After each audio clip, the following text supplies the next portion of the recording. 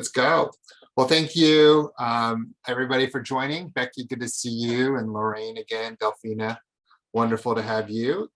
Keelan and Monique, thanks for joining us. I will do my best to kind of bridge what we talked about on Monday with today, and it may be a little, you might feel like you missed out on a little bit, but at the same time, I think you could probably fill in some of the gaps with what you speculate for yourself. And if you have some questions, feel free to raise your hand and ask, or throw it in the chat box. I'll do my best to answer where I think I could successfully do that in a succinct way, and I don't mind trying. But if there are some areas that I might just say, well, I think that might be a little bit too hard for me to do in a short amount of time, then I'll have to defer for you to perhaps watch the video when it gets uploaded. But in short, if I were to go back a little bit and try to summarize what we talked about was, in short, we all have ways that we are either wired to or been nurtured to deal with conflict. And the Thomas Kilmann inventory helps us to kind of see that a little bit more. Apparently, it is a great way for us to assess, because we never think we're out of line, right? Some of us might not be able to sense how assertive we are or how cooperative we are, but this assessment helps us to kind of see that a little bit more in these 5 different paradigms. And you can see the rating of it and the ranking of it in those different dimensions and how it is on this box. And so when you take the assessment, you might see a score something like this. It tells you whether you're on the higher side. So on this sample, collaborating would be on the higher side of things because it's above the 75% norm. But then if you look at avoiding, compromising, competing, it's within normal tendencies for most people, but within the bell curve, you can see the compromising and avoiding on the lower side, and then accommodating would be something that the person doesn't practice at all. And so, when we look at the instrument, there's a lot of things that it helps us to be able to do. And I think some of the key things that are important for us to realize is that it is supposed to provide us an objective way of how we see ourselves and how we like to engage with other people. And what we want to do today is kind of take a moment to dig in a little bit deeper. We'll have a little exercise that's going to help us to maybe play this out and see how this is going to go. So we're going to have teams of people that are going to compete for a score, so to speak. I guess we're going to compete for a score to see if we can win, but it's going to be it's going to see how the team is going to be more cooperative or competitive as you go along. So what I'll do is to also allow you to hear from the actual person that created the assessment is Dr. Ralph Kilmann himself. I have a short video for us to play. So let me go ahead and play this, and then afterwards we'll continue on, okay? What a lot of people don't realize is that the TKI measures behavior, whereas a lot of assessments are focused on beliefs or attitudes or personality type or style or traits, but not behavior. And secondly is with conflict behavior, you have to match the situation. So the collaborating mode works best, but only if there's trust. Only if people can take the time or have the time to discuss the issues. Only if they're willing to communicate well what they really need and want. Only if the culture and reward system supports the use of the collaborating mode. Each one of the 5 modes only works best in a certain situation.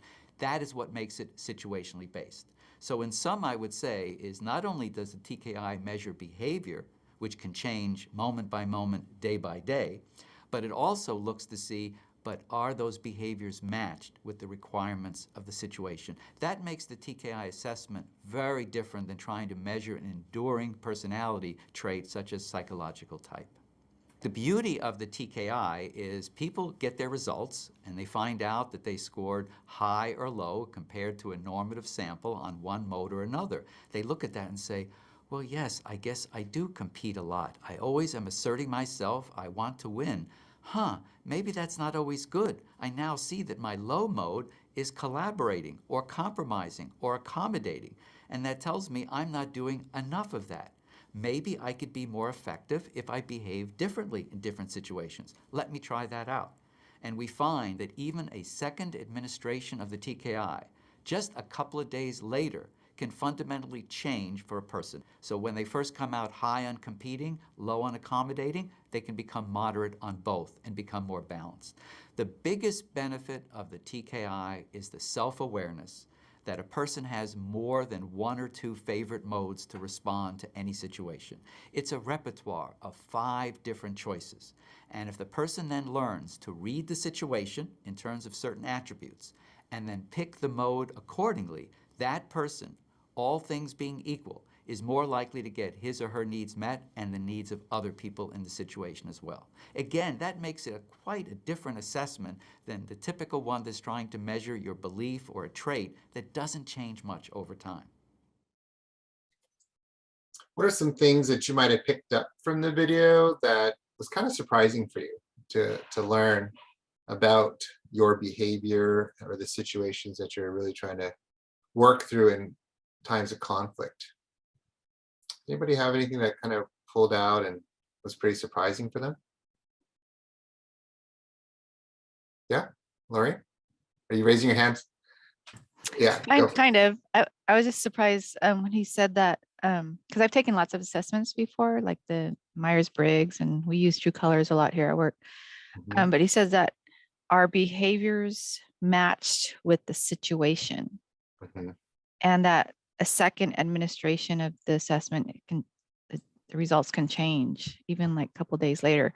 And I was going to ask you, are we going to take this assessment over now that we've been made aware? I think what's most important, and the short answer is no. It's more of a cost thing, but I think what's most important is to at least know your baseline, and to realize that now that I know I have a tendency to maybe be a little bit more on this side of things, and to realize that when I work with other people, I need to learn how to elevate some other things instead, can help you to be more in the best situation, which would be, our hope is like the collaborating side of things. But in order to collaborate, you may realize like I tend to compromise too much. So I need to be a little bit more assertive, be a little bit more cooperative. It's your ability to fine tune your behaviors, right? It's measuring behaviors. And as you measure your behavior and understand like, how do I tend to act and how do other people possibly perceive me in that situation? And then how do I move towards something that's being more collaborative? And with practice, you can elevate that ability to test more on collaborative because now you're aware of what your responses are going to be. Does that make sense, Lorraine? Yeah? Okay. Anyone else have something that they found pretty interesting from the video? Or I have, he said something about with collaborating needed trust. And so maybe I kind of scored low on collaborating, but I thought for me, I thought maybe that I would be more willing to collaborate. But does that have to do with trusting like the people that you work with? And maybe you don't trust that they will take, your views into consideration at all. And that's why maybe I'm scoring low on that. I'm just wondering. yeah, a very good question. I found that trust is a very subjective term. Like if you ever have somebody that you meet and I just don't trust them, and somebody's like, "What do you mean you don't trust them? This person is solely trustworthy." I don't know, right? And if I were to kind of put it very in a very oversimplified term, some people trust not about the outcome of a situation, but they trust whether or not the person is doing their best to make you feel like your priorities are important, right? So if I could say like, well, you know what, I don't care what happens as long as you're happy, that's all that matters. You might be like, wow, I really trust Jim for that. Some of you might like, oh my gosh, I don't just trust Jim at all because I'm only happy when the outcome happens, right? So some of you may be on the how competent I am in the outcome, right? So if you look at those two maybe polar opposites of how people tend to establish trust, well, each one of them is going to be more skewed towards one or the other, right? So competing would be someone that cares more about the outcome, and accommodating is how the other person feels. And you have to be able to navigate those both accordingly, not, not like 50%, assertive, 50% cooperative, but based on what the other person is looking for, you may have to elevate one a lot more than the other. But the goal to establish trust is really being able to provide what the other person perceives as being trust. And that's why you could only engage in a certain box based on what trust is for that person. That's why it tends to be dynamic. Okay. Good. And hopefully, as you kind of see these Thomas Kilmann inventories and understand like where your score is, our goal is to, again, just to be aware, right? We're not going to change you to be perfectly cooperative just through this one session, but we could move you towards that ability of having the ability to be more cooperative. And what we want you to do is to realize that, okay? So in our workbook, if you look at the different objectives that we have, you're going to see on, let's say, page objective 3, on the bottom of page 5, or on page 5, what we want to do is take a look at your TKI results if you have. And if you don't have it, then that's okay. But what we want you to do is to take a moment, and we did this last session, is discuss a little bit about yourself on what you found that you could do differently to positively reduce the conflict. What that means is some of you may need to be a little bit more accommodating. Some of you may need to be more competitive, right? So let's break out for, like, it's gonna be really quick, 6 minutes. Just say, hey, I need to be more assertive, or you might need to just say, I'm more accommodating. If that's all you say, that's fine.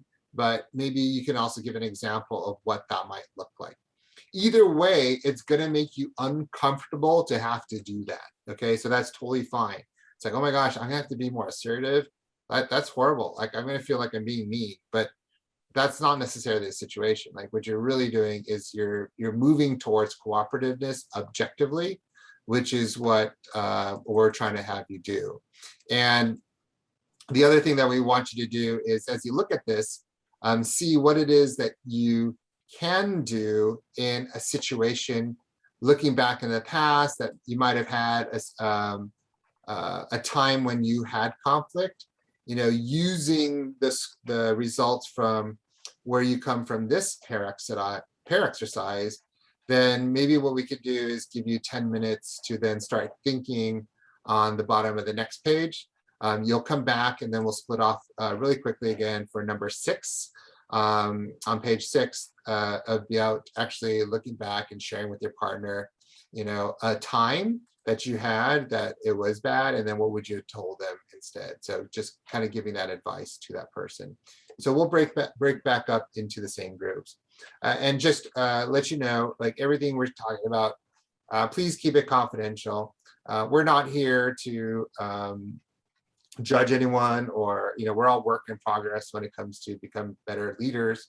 And so I hope that you would take the vulnerability that people share and hold that confidential, so that we can all learn from our situations that we had, and not put each other in a situation that can feel very compromising, if that makes sense. So in the next 6 minutes, go ahead and take the time, share again, I need to be more assertive, or I need to be more cooperative, and then say, like, what's one thing that maybe you could do a little bit more that tends to be more competitive or assertive or cooperative, to help you to kind of get in that square. Okay. Anybody have any questions before I break you off? No? Okay. So we'll see you in 6 minutes. Okay. As you kind of discussed with everybody else, what's one thing that you discovered for yourself that you have to do to kind of move the needle closer towards collaborating?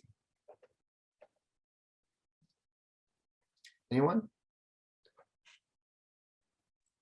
I'll answer. My name's LaShawn. Hi, LaShawn. My collaborating is at 41%. Okay. So I love collaborating with people. I love helping out. But I think what I can do is, maybe working on just being present and being there to help, not really worrying about like the outcomes, or not really thinking about any biases I may have with how people work when they work in a group or things like that. Mhm, mhm. Good, good. So do you think that would mean that you have to elevate more of your cooperativeness, or do you think you'd have to elevate more of your assertiveness? I think a little bit. I think it's more assertiveness. Okay. Yeah, because my highest number was 88%, and it was avoiding. And I was Oh, wow. explaining to the person I was matched with that I I agree completely with this profile, because yes, I tend to do that. If I could just do a project on my own, if Mhm. I could just get away from everybody like complaining about things, I can work better, I function better. But I know that that isn't good, because then when I need help, when I need maybe more understanding of things, I've pushed myself away or hid myself away too much, that I miss opportunities to talk to people and to understand things or do something a little different. So Good, good. And LaShawn, what's amazing is, right, we talked, I don't know if you were here on the previous day, but we said conflict isn't a bad thing, right? Conflict right. allows other people to see other perspectives, Mhm. and the ability for you to present a difference provides opportunities for possibly more inclusiveness, that other people also feel the same way will have an opportunity to also share as well. Thank you. Very true. Thank you. Monique? Yeah, so I wasn't here on Monday, so I perhaps missed a couple of things, but I scored really high on competing and accommodating. So I feel like those are my two highest ones. So it would have made sense, like, oh, maybe I'm in the middle. But compromising is at my Oh, lowest, like really, really, really low type of a thing. uh-huh. And I agree, and I think it's just because I enjoy talking to people, but I dislike working with people. Like I'd rather handle things my own and just do it on my own. So kind of just taking it on like type of a thing. So collaborating, compromising, all that are like at my lowest ones. Could all just be like, okay, I'll just take care of it and kind of dismiss the other person maybe. Yeah, So I guess those are some things, I can work on, just to kind of even it out, I guess, a little bit more. good, good. Yeah, so once you're self-aware of where you tend to be, and for you, Monique, you might be like, start one way, and then you withdraw, and then you could totally go the other way, But, being able to bring that more together and noticing where you tend to start, and then where you tend to need to kind of persist a little bit more and add more cooperativeness to your assertiveness initially may help you to stay in that collaborative mode. So what it is most people tend to do one or the other. No one naturally does both naturally. If that was the case, everyone would be fine here. But you find mostly people do one or the other, or they just totally withdraw because they've had negative experiences in the past. And we don't want you to be there. Like we want you to be more intentional with how you deal with things. So the next 10 minutes, what we want to do is give you 5 minutes each to share a conflict situation that allows you to kind of relook, take what you realized from this exercise we just did, and allow you to be able to really reprocess it. And so, and it's going to be based upon exercise on the bottom of page 6 for now. I know it says invest 20 minutes, but for our online portion, we're going to go ahead and adjust that to 10. And just go ahead and share 5 minutes each. And what I did was Susie and Aaron, you're going to go ahead and pair up. So that way it gives you each more time to share. And you'll be in room 5. So we'll see you in 10 minutes. And you'll have I'll give you a 2-minute warning. And then feel free that when the rooms are done being closed, to go ahead and just stay in it. If you want to talk further, and use that extra 60 seconds of warning time to go ahead and continue to pull things out. Okay, so we'll see you in 10 minutes. Well, welcome back. Welcome, welcome, welcome. Hopefully you had a good conversation. It's a great opportunity to be able to share, some of these things with somebody that maybe give you a third person perspective on things. Hopefully you also had a chance to use the TKI now as a guide. It's not just your own subject understanding, but you have some objectivity to guide you through. It's like that compass of a true north. And, again, I just want to make sure and reiterate that, this was not an opportunity to gossip about anybody and not to take, somebody venting or their frustration as a way that they're trying to throw anybody under the bus, but it's just a situation that you're reliving and having to professionally and respectfully go through, but and allow these as a chance to learn from them, and we could kind of move forward. And so some of you might be thinking like, okay, this isn't my fault. I'm doing everything that I can and it's just not me. And it's the other person that's causing the conflict. But as we said, like, since you know the material now and you can see some of these things, we want you to start thinking like, I have the ability to be a leader and I'm going to go first. And I'm going to try to use this as a way to influence. And I know it's difficult. And the chances are, doing things more difficultly for somebody you could care less about is not the best investment of your time possibly. But the more you actually do this, it will be good for you because it allows you to grow in your leadership behavior. And so I always say, let that person, if you don't like them, at least be your leadership lab rat. Do a little bit of experiment with them, see how well you can get better from those situations, and work on a way to reduce conflict. And again, it's not about the conflict itself, but how do we get out of it? And hopefully you might even see each other as being somebody that is for one another, that you're really not an enemy, right? You're just somebody that is helping them to see different sides. But one of the things what we might also see is that every situation has to be like a win-lose situation or a lose-win. And I know sometimes we even try to fight really hard to say, look, I'm trying to give up so much and try to create a win-win situation. But I think at times when you even try to do a win-win situation, you just feel like I lost something, right? And this ability to feel like you're a doormat or you have to be someone that's gonna really pound on them is really hard to do. But I think what we wanna do in this next section is really start looking at those paradigms in a different way. So I think, again, the goal that we wanna do is really talk about like, create a win-win situation, right? And when you think about a win-win situation, it's probably going to be some of the relationships that we have with other people.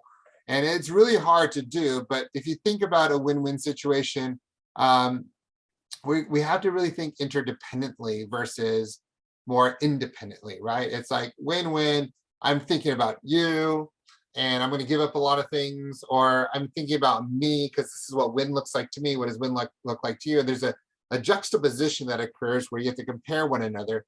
And if you think about it, we live in such an interdependent world that in our working world especially, we need to work effectively with one another and try to get the things that we want done.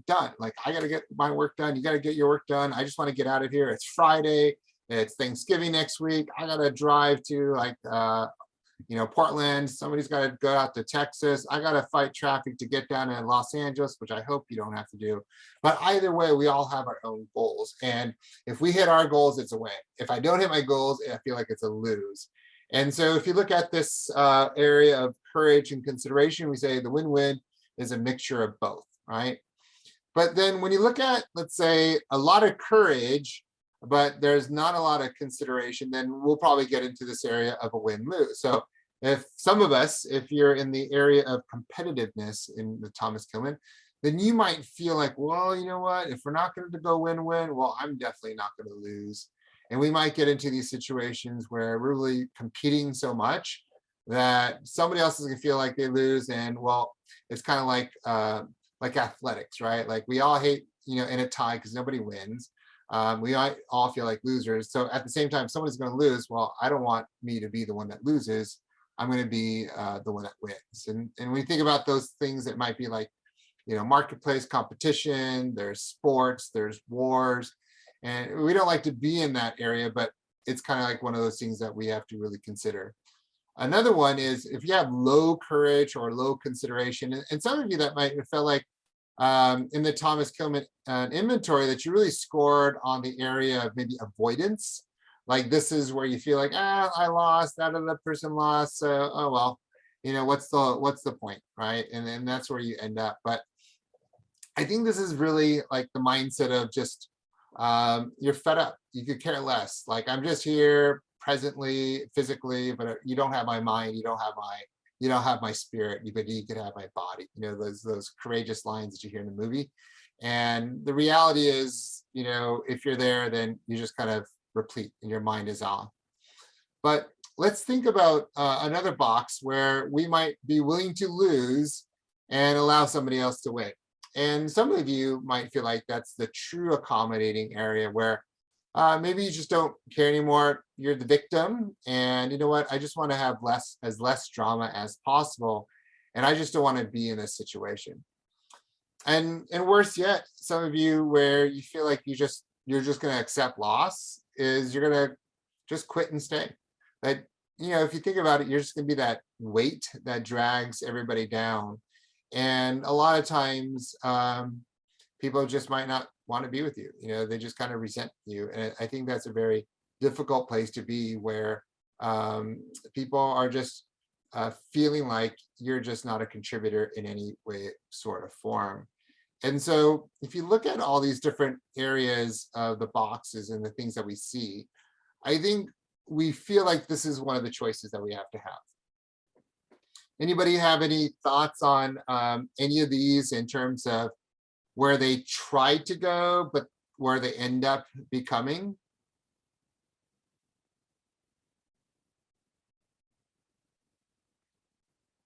Becky, where do you feel like you always end up? I think I always end up in the lose and win corner, the bottom right hand corner. Okay. Like I always attempt to like voice myself or share my opinion, but it's never always taken. So that way there's a compromise or there's a win-win situation. Right. And so when you're in that lose-win, how do you feel afterwards? Do you just feel like I have to be there, I don't want to be there, or? I guess I don't feel like such a loser because I still spoke out and said something. Sure. But it doesn't feel good that it feels like the conflict wasn't officially like I don't feel like I resolved it completely. Did you feel like they didn't even care about you then? Like they didn't take your thoughts into consideration? Yeah, sometimes. Yeah. Yeah. Other times I just brush it off. If it's work stuff, I usually don't really care that much. But when you think about the loss, like it's not just you that lost, right? In that situation, like you didn't voice your opinion just for a selfish reason for yourself, right? No. Yeah. Who are some things that you felt like really lost? Who really lost for the other person to win? When you think about these things, right? It's the people that you work for, the people that you represent, or the people that you're considering that the other person doesn't think so, right? Yeah. Thanks for sharing. I know that could be tough. And hopefully from our session today, you can feel like you don't have to be in this corner as well anymore. Anyone else have a different corner they tend to find themselves in all the time?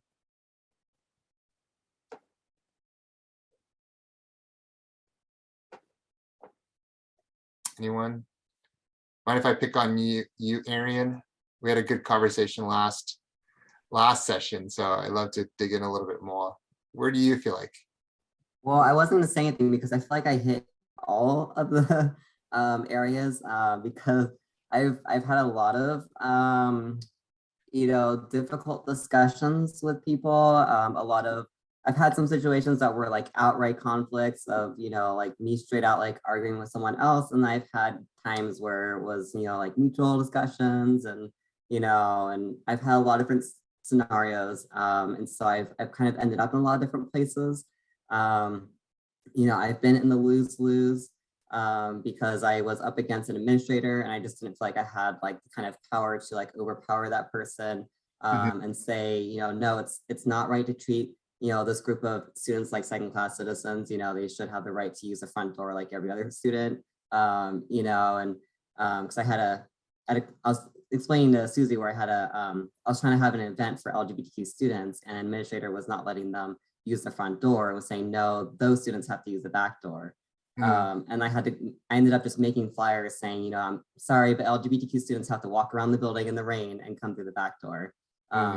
Yeah, and so that was like a huge lose-lose. And I look back on that and that's always been like my regret that that it turned out that way because I argued with the person, but they were above me and I ended up just feeling like I was outnumbered, you know, and like I just didn't have the power to really you know, make things happen more appropriately. And then I've had situations where like even with that same person where I tried to advocate for something and they were like, yeah, sure, you know, I'll help you with that. And so like I've kind of hit like all the different places. I'm trying to advocate for all gender restrooms on our campus so that all of our students have a place to use the restroom that they feel comfortable using and where they won't be harassed. And that one is like I wanted that to be done. It's been like a couple years since I wrote it. I want something to happen and it's been like 2 years and like nothing's happened with it. And so at the moment it feels like I don't know, like maybe a win-lose or something because like they say that they're going to work on it and that they will honor it and they will you know, do that eventually, but at the same time they're not doing anything and haven't been for a long time. And then like I came to them with like a grant. I was like, okay, I've got like $1 million for you to use. You just have to make sure that you use it by the end of this year because it expires at the end of the year. And they were like, oh, that's not enough time, so I can't use it. And I feel like I'm just like, I don't have the power to say you have to use it, but I'm like, oh, but you're just gonna let it go, and which will probably like negatively impact the project because that's $1 million you could have used that you didn't. And so I'm just like, I've hit like all these things and I've tried different tactics. You know, I used to kind of come on too strong. And then I realized I might be coming on too strong. And so then I've tried to like kind of be more of like an accommodating person, you know, and kind of sometimes I let myself lose sometimes because maybe I was too accommodating. So I guess I'm trying to find like that middle ground of like, you know, not being too headstrong and demanding, but trying to like work with people and but also like actually make meaningful change. Yeah. You know, being around like all of these squares, you know, it can be confusing. And I think, you know, what you might be doing, Arian, is you're trying to build trust the way you need to build trust. And because you want them to trust you, and you're doing such, you know, altruistic work for the students, why wouldn't they trust you, you know? And I think what we learned earlier from the Thomas Kilmann inventory is that in order for us to be in that collaborative space and to have the right amount of cooperativeness and the right amount of competitiveness, so you're not jumping around, is learning to build trust the way they need you to build trust, not the way you want to build trust, if that makes sense, right? And hopefully that a little bit of that tweaking and the collaboration will help you, because you got to have trust, you know, and if you want them to change, then it's more so you got to help them to trust you. Because if I'm going to ask you to change, Arian, then you have to trust me that the change I'm going to ask you to do is a good change, versus it doesn't matter if I trust you, it matters that you trust me. So I need you to get my trust, and I need you to trust me, not necessarily, it's just that I trust you, if that makes sense, right? And so I think one of the things that what we want to do is realize in order for that to occur and for us to get what we call the best deal is what we call like the win-win no deal. Has anybody heard of this factor before, the win-win or no deal situation? No. Yeah, Arian? Yeah, I've heard of it. Okay, okay. Yeah, like for instance, I was told when I started my proposal for all gender restrooms, someone told me, advocate for, that like every restroom be all gender, like ask for like even like possibly more than what you need, and then like hold your ground firm, and then like maybe, if you do have to, lose a little bit of ground, then at least you like affected a lot of change instead of like, less change than what you needed. Maybe you'll end up like, in the middle. But yeah, but I also considered like, just saying no, like every restroom needs to be all gender, and then like, and not letting a single restroom go. I think that would probably be the, win-win or no deal.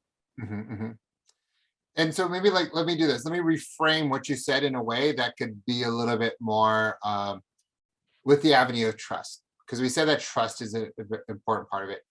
And so if you were to say like, hey, this is so important, it's such an important cause, I can't see why all the restrooms should be that way. But I understand for you, that's so impossible to do. And I don't think $1 million in it is gonna cut it for you. But hey, how about I help you?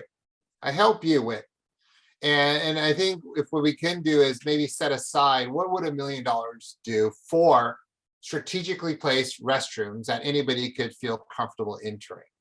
Because I think if we were to do that, I think we have an opportunity to win and win so that it serves your interest as well as the interests of all the students, so that everyone feels comfortable with each other. But if we can't even land there, I don't even know why we should even talk, because it's going to be just frustrating for you. It's frustrating for me. And I don't want to be in a situation where we don't like each other, right? Because we have to work with each other. We have to walk by each other every day. So how about we propose like this win-win situation, or just be okay to walk away? I would like to at least have maybe one restroom if I can, but I don't want you to be so discomforted from this that you feel like you lost with them. But would you see that only works if I have so much trust with you? That only works if we're in a situation that we're thinking collaboratively, that I'm going to assert that this is really what is in our best interest, as well as I really want to understand your concerns and help address it, and realize I'm being flexible. I'm totally cooperative in that way, but there has to be a solution. It can't be that we're not going to do anything. That's not par for the course. And again, I don't want you to frustrate me, and I don't want to frustrate you. So I'd rather do nothing if that's the case. And that's where that win-win no deal comes in, because sometimes we can win those battles, right? But I think those are the win-lose or the lose-wins. We win a battle, we lose a battle. But long term, we got to be able to win the war. And I think if we're willing to realize that this person only cares that we have a long-term war that we're all fighting when it comes into the education system, we're all the different areas, like, hey, this is a part of the education system, because we need these students to be able to feel comfortable to learn. And if they don't feel comfortable to learn, they're not going to come to school. Well, if they don't come to school, you're not going to get your DSA, you're not going to get your money, and the education is going to go down. Like there's an interdependent goal that we have. That takes trust to be able to build, right? We talked about interdependency earlier. But the problem is that nobody thinks this way. It's not a natural way by any means, because again, we tend to have this mindset that if somebody wins, then most likely somebody's going to lose. Or even if I'm going to win and the other person wins, then I'm going to lose out on something that I don't want to give up. And it's like an all or nothing kind of a deal that we both compromise regrettably in what we do. So what we wanted to do is really help you to start thinking in a different way, and kind of consider like the situation that you're in that becomes what we say is more of a win-win. A win-win way that we can always make things that everybody feels comfortable. But these pre-notions of being competitive, having to think of a way that's more long-term really is difficult, because when you even look at sports, right, and anything else that's more of the epitome of there's a winner and there's a loser, we don't really get to see demonstrations of a win-win situation. Or even better yet, for someone to talk about how this was a win-win. But what we did do is realize that we couldn't be win-win, that it was okay to have a no deal. These aren't things that you read in the headlines. All we see is there's a winner and there's a loser, because most people like to think binary, right, Arian? And it's not always a binary world that we're in. So if we could be open to that area, then there's something that Steve Covey talked about in the 7 Habits. And anybody read the 7 Habits of Highly Effective People? raise of hands or reactions there. Got Lorraine. Okay, cool. We got Susie, LaShawn. Okay, cool. Debbie, we got a good number of people. And one of the things I really liked about what the 7 habits talked about is for us is what we're going to focus in on is number 4. What we do see is that there's talk about number 1 is being proactive. The second one is begin with the end in mind. It's a little bit about like, hey, think about the war, not just the battle that you're fighting. And what we say is also put first things first. Like, don't think about like solving problems that we can't win today, but we also want to be mindful of the things that we want to do later. But I think the key that we want to talk about in this video that we're going to watch is about habit number 4. It's about understanding what it means to be a win-win. It's realizing that there has to be a way that it's not just about you winning or me winning, but it's really addressing the area that it has to reduce conflict so that we can manage trust with each other and saying professional ways like, hey, it's okay. Like, I realize that I'm not gonna get you to turn around. I'm not gonna be able to get you. And I'd rather manage the trust relationship so that later on you may be able to listen to the things that I have to say, that your personal biases or your personal experiences with me won't interfere in that direction. So some people think about like, I'm going to listen to you, I'm not going to listen to you. But I think the key thing is that we don't want people to feel like you're fixing them. And we don't want you to feel like you don't see it and I'm going to tell you what to do. That doesn't never work. But it's presenting something, allowing them to receive it. And if they're not going to receive it, there's no way, you're going to let the dog drink the water. You can only lead the dog to the water, if that makes sense. Or the horse to the water. You can't make the horse drink it. So I've got a short video clip here for you to watch that talks about it a little bit. And then from there, we could go ahead and see, what are some things that we can glean from this and start applying into our own mindset of a relationship that's going to be more a win-win and not a win-lose situation. So here is a presentation on win-win thinking.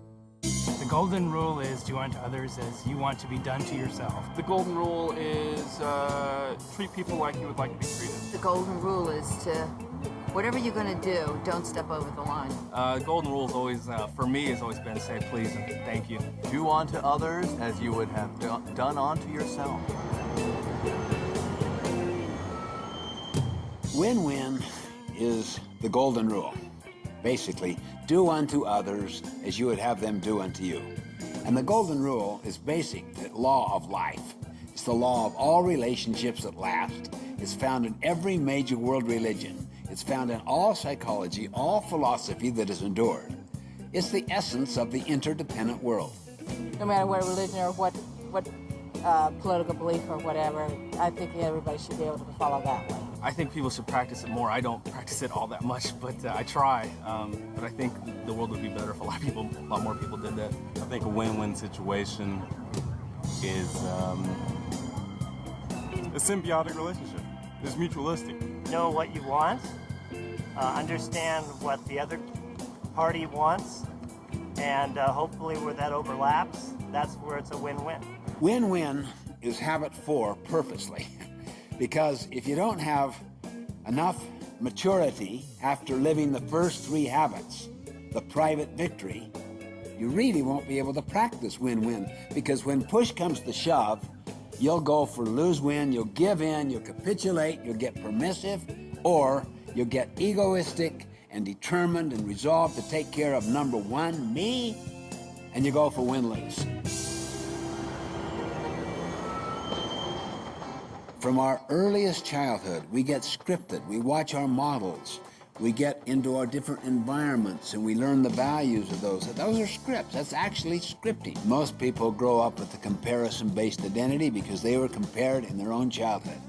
Then in school, then in athletics, in almost every dimension of life, we live with comparisons. I have 2 boys in school and they both try to get into the basketball team. And the coach would say, oh, you're weak, you're Jeffrey's brother, you're weak. You're not as strong as your brother, because he can do all the push-ups. I had better grades, and then they would say to her, you need to pull up your grades. And I guess they would give me more money because they pay for grades. You're sister now she knows how to get it right into graduate school. And what are you doing? Driving a cab, playing this. So I think that my sister has more of a work ethic to get a career than I do. But I've got a career that I love. I think it's natural to compare, and as you move through your parenting experience, it's amazing that they come from the same environment and the same people, and they're so different and so unique. I don't think comparisons are necessarily natural. I think comparisons are learned. And I think most cultures train us to compare. And so I have found myself, and Sandra has, comparing our kids. But we consciously work against it. We really do. We try to have an internal sense of every person has their own merit and worth, and they have infinite value, and they're not to be compared. And we communicate that to kids.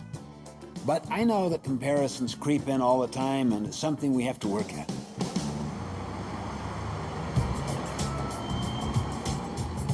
Now, much of the world is win-lose. Competitive athletics, competition in the marketplace. You think competitively. So it has its proper place. But if you're dealing with interdependency, if you're dealing with teamwork, if you're dealing with where you need to be cooperative, you've got to think win-win.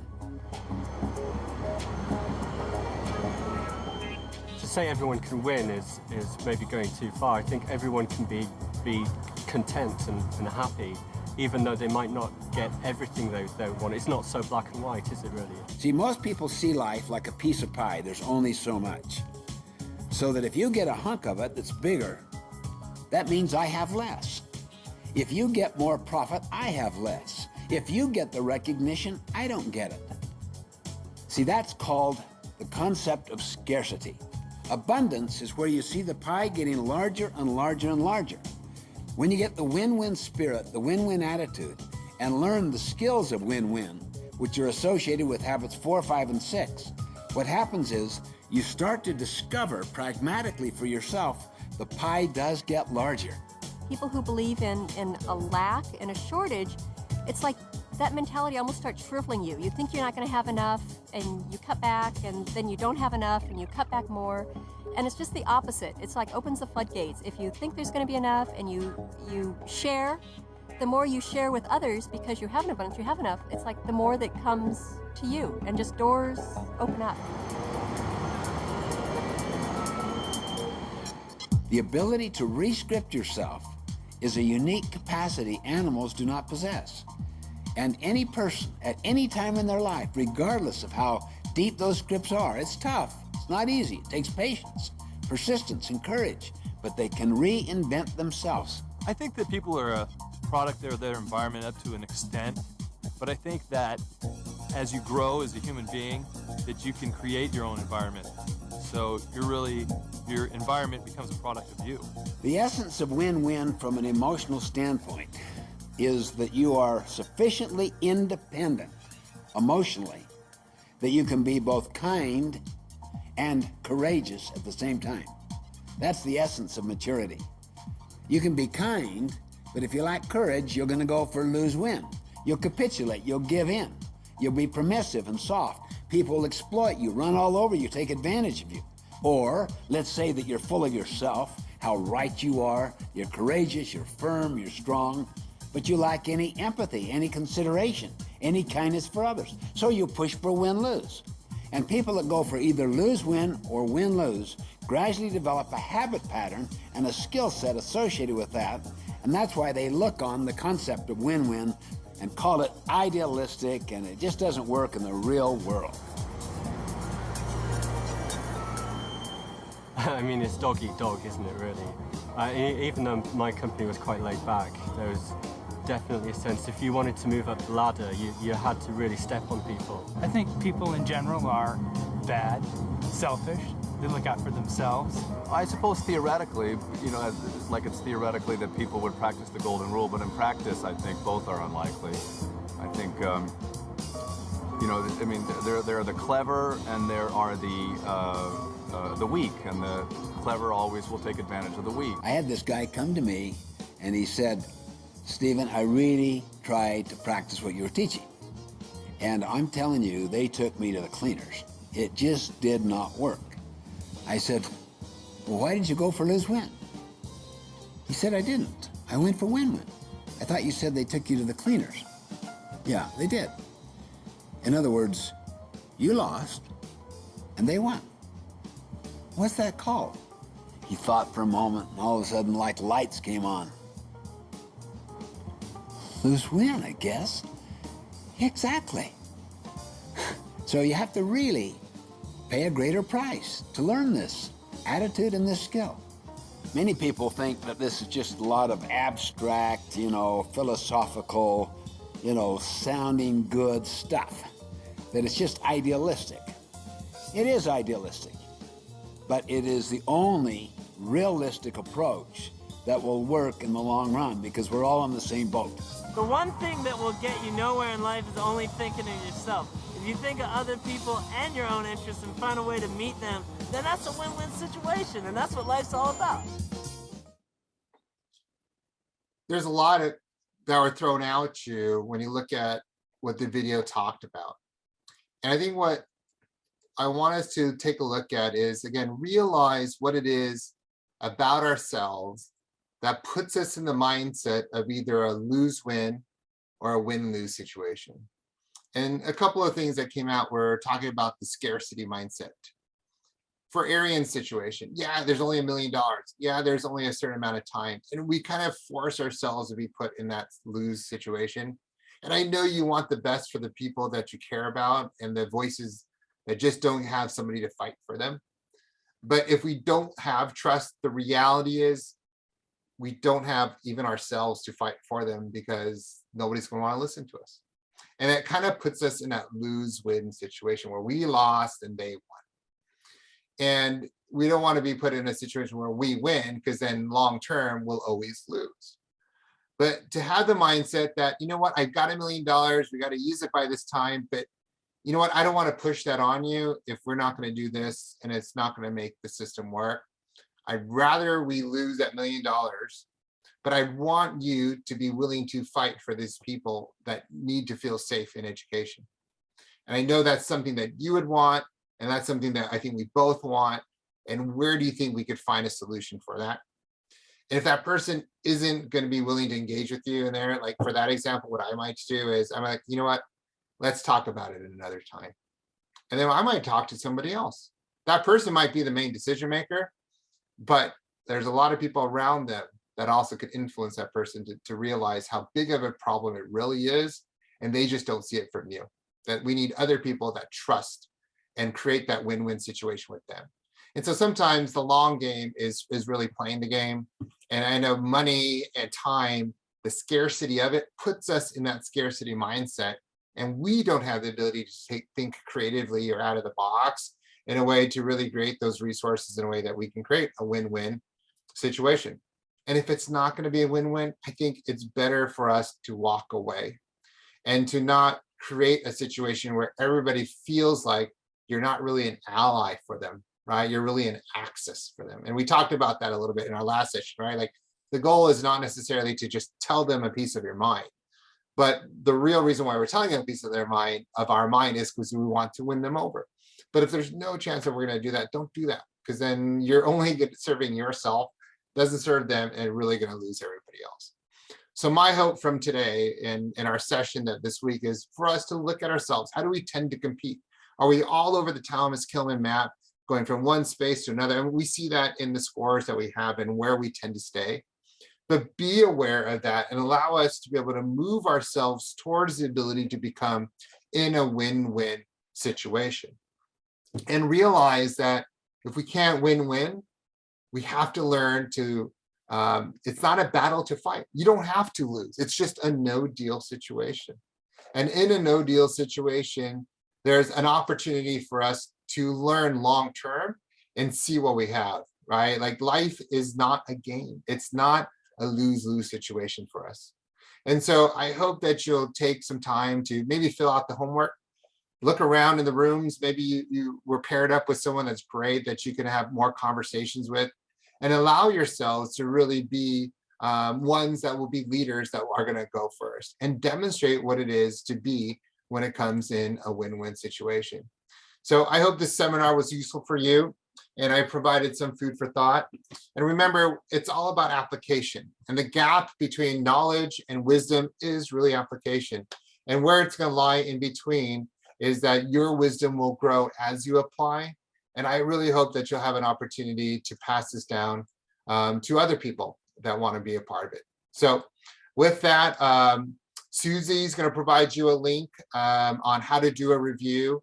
And I hope that you'll take the time to review, provide your input on how you felt as this was. And that when it comes to conflict, that you'll take the time to seek the understanding of other people, understand where other people are coming from. And there's something that even Stephen Covey said, like, trust the other person's best intent. They're not against you, it just feels that way at that moment. And then, and use these principles, right? These principles we learned, that our perceptions and their perceptions are different. And we tend to have our biases and how we do things, and it kind of results in the behaviors that we have. But if we could change our perceptions, understand where other people are coming from, then I think we have the opportunity to do better. And if you have any questions, if you need anything, feel free to reach out to me. Here's some ways that you can get a hold of me. If you want some more clarification, if you need a little bit more conversation around it, feel free to reach out. I'm more than happy to talk to you about those things as well. So with that, thank you. I'll hand the rest of it over to Susie. And I hope, again, I have an opportunity to meet with each one of you again soon. Take care. Thank you, Jim. Thank you. Thank you so much, Jim. That was great. And thank you, all of you, for joining us. Just want to give you a reminder, our last topic in this series in December on the 13th and the 17th will be Team Excellence, a nice wrap up for this semester long series. And we hope to see you there. Everybody have a great weekend and a happy Thanksgiving. Thank you, Susie. Happy Thanksgiving, everyone. Good night. Happy Thanksgiving.